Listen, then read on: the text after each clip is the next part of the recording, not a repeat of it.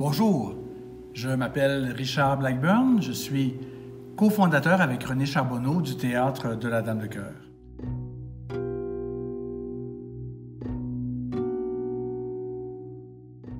J'assume la direction générale et artistique de la compagnie depuis plus de 40 ans et René est directeur de production et d'administration. Nous sommes installés en pleine campagne, dans le village d'Upton, en Montérégie, sur un site patrimonial où on y accomplit notre mission comme centre de recherche, création, production, diffusion, formation et médiation culturelle.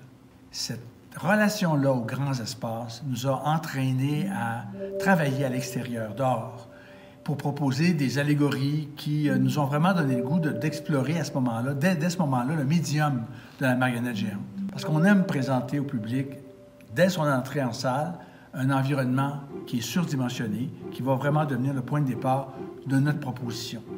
Bon, on peut donner comme exemple dans la production Les Géants de l'étang, le public est installé dans le fond de l'étang, et à un moment, un grand héron traversait la salle.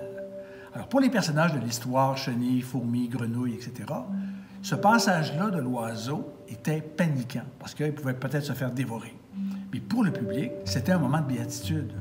Et l'espace et le temps se dilataient pendant 3 minutes. Cet exemple-là nous amène à vous parler de cette relation-là avec le surdimensionné.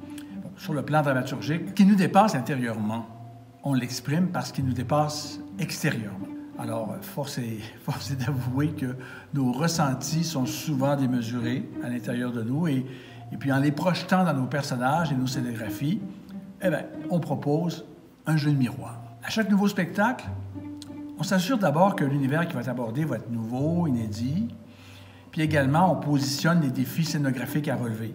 Bref, ce que le théâtre doit explorer pour poursuivre ses recherches sur les plans dramatiques, marionnettiques. Sur le plan thématique, on a toujours puisé, dans diverses sources, mais c'est le conte initiatique qui a été le plus nourricier.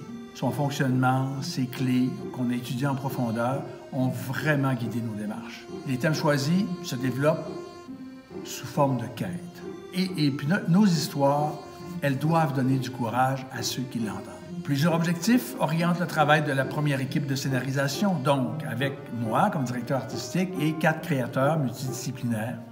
Et là, on se rencontre et à partir d'une quarantaine de rencontres, on va créer ce premier scène à scène papier, si on veut. Et ensuite, le scène à scène, il va être simulé en maquette, qui va inclure la scénographie, les personnages, et tout ça va se faire à l'échelle, comme en théâtre d'objets, avec la caméra au milieu et le logiciel bien connu e-stop motion, pour vraiment la mise en action des éléments.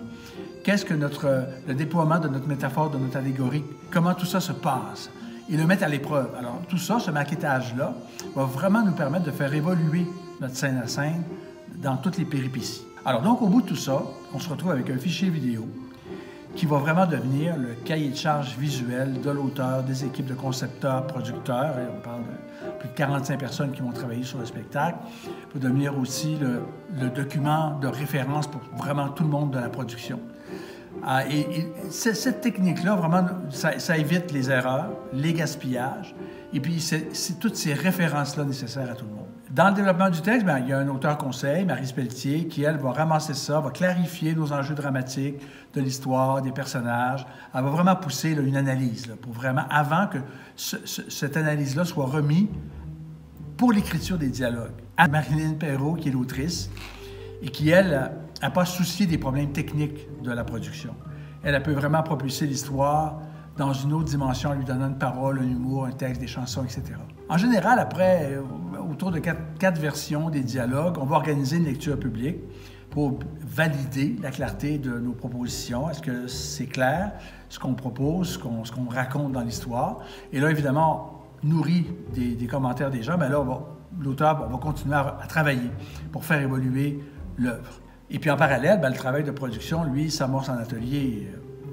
Et au bout du travail de production, des répétitions, il va rester aux marionnettistes à leur donner vie à l'histoire avec leur synergie virtuose. Et ce sont les seuls qui sont capables de vraiment trouver le mode d'emploi de ces productions-là sur 300 degrés, avec toute cette danse dramatique.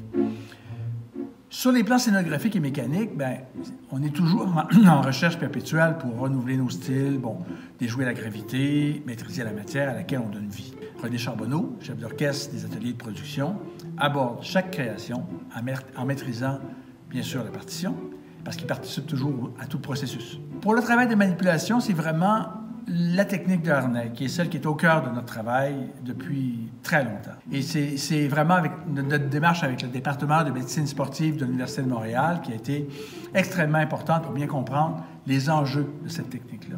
Sylvain Gagnon est responsable de la formation de nos marinétistes qu'on donne à chaque année pour initier les gens intéressés à notre travail, pour vraiment leur donner toute cette formation-là qui met beaucoup l'accent sur le conditionnement physique. Les marinettes géantes, c'est exigeant, effectivement. Bon, même si ces dernières années, l'intégration de la pneumatique, la robotique, ça a pris quand même une bonne place dans notre travail, on ne perd pas de vue que le petit bout de bois, avec sa corde, ça demeure des outils performants. Et on dirait que, bon, laisser rêver le territoire, prendre le risque, voilà. Et on vous convie à venir nous voir à Upton, venir voir nos productions, nos ateliers de production. Alors, on va vous accueillir avec grand plaisir. Merci à vous.